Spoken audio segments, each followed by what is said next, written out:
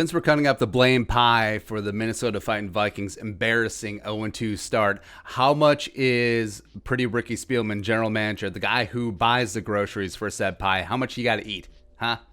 Is he going to win the pie eating contest? But we said all off season that Rick Spielman was operating like a man with a lot of job security. Now, it was reported and speculated that Spielman was in the final year of his deal. He was a lame duck before he got that extension in August. But the way that he operated before he got that deal, extending your quarterback long term, trading your star wide receiver for a ton of picks, let Linval and Everson Griffin walk team leaders, axe Xavier Rhodes, don't resign Trey Waynes, blah, blah, blah, draft an NFL record 15 draft picks.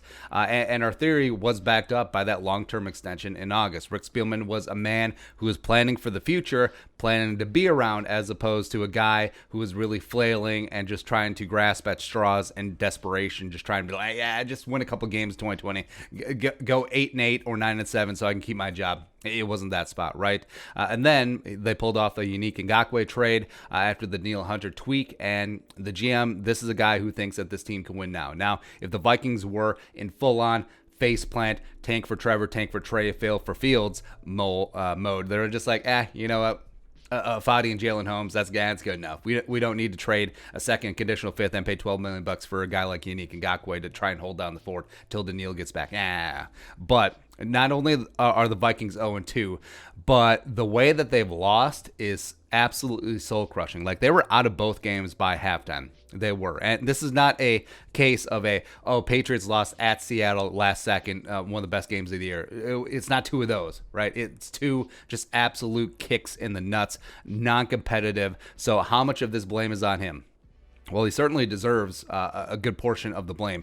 Run defense has suffered tremendously. Michael Pierce was a great signing to replace Linval Joseph, but they did nothing to replace Pierce after he opted out with COVID concerns. Shamar Stephen, Jaleel Johnson, that ain't it. It ain't it. Armon Watts hasn't been it either in the run stopping department. Is part of that on the coaches?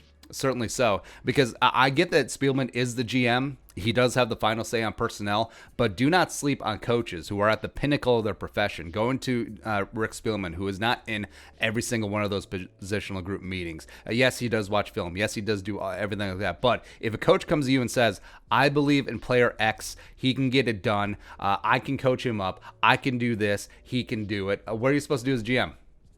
Occasionally you override them, sure, but also if you just go against it, it's like sort of lose the trust of your staff. Even though, yes, you are the final say, you get all the blame, you get some of the praise, right? I think that offensive line has been a big one, where Dozier and Elflein were handed those starting jobs. Part of it is on Spielman for believing Rick Dennison, who you know for a fact was like, the guard spots, Dozier, I love him. He can get it done. We can coach up Pat Elflein. He played right guard well at Ohio State. We can do this. Great. But also, the whole trope of Spielman ignores the offensive line. Not exactly true now. Certainly was true in the early 2010s. Spielman ignored the offensive line because he relied too heavily on the health of longtime veterans Jonathan Sullivan, who had back issues, as well as Phil Lodeholt, who had like an Achilles and a shoulder. Lodeholt had everything, right? But Spielman was like, we don't need to invest high draft capital in the offensive linemen. They can play forever, right? And then you try to patch it up by having some mid-round mistakes in TJ Clemmings, in Willie Beavers, in Pat Elflein. And also, who is that guy from Stanford? 5th-round pick. Doesn't matter. And also, then it's not like Spielman has been ignoring the offensive line. He's been soaking a lot of money into it. But you whiffed on high-priced free agents, Riley Reif, Mike Remmers, Alex Boone, as well as the one decent free agent that you did sign, Josh Klein. You kicked him to the curb to save like $5 off the cap. Great. Props on Bradbury and Elflein, though. Those two are working out. Bradbury and O'Neal. Man, got Elflein on the brain. It's not good. Bradbury and O'Neal working out pretty damn good. And then you look at some of the rookies from this massive 2020 class. Vikings are the youngest team in the league, and you have Jeff Gladney and Cameron Dantzler. They've had their baptism by fire. I think they'll be good long term, but right now you're going to take some slings and arrows, especially with no pass rush. And then you look at Justin Jefferson, first round pick, very slow to integrate into the offense. Ezra Cleveland, DJ Wanham, James Lynch not really getting the time of day. Absolutely not getting the time of day. I think Wanham's the only one who's actually played. He's only had 25 snaps. But that's on the coaches. I mean, they are the ultimate gatekeepers when it comes to playing time, not Rick Spielman.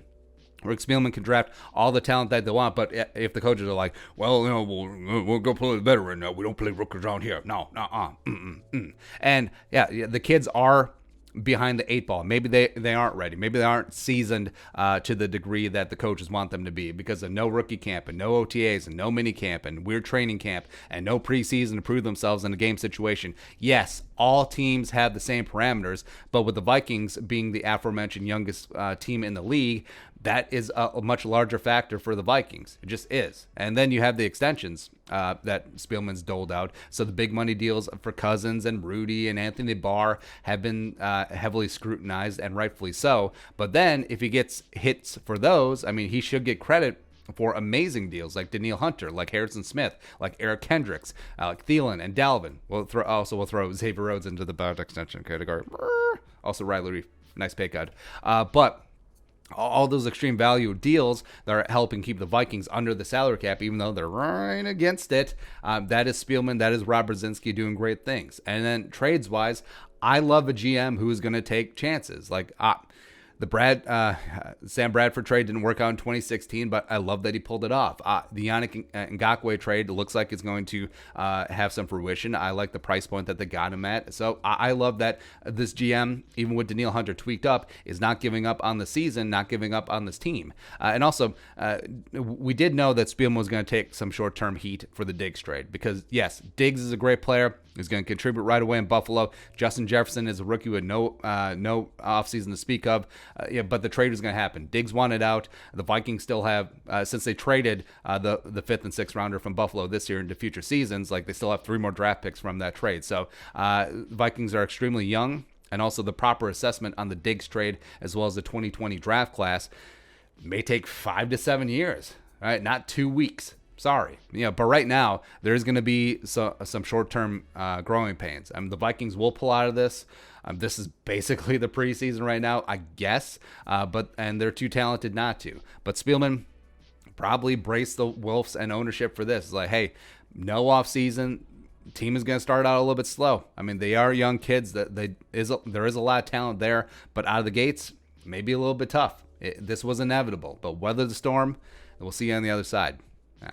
All right, so your thoughts. How much of this is Rick Spielman's fault? Let us know in the comment section below. Subscribe for the Daily Vikings Takes. You want to support that work, pull something on the Venmo. But until next time, Skull, production value.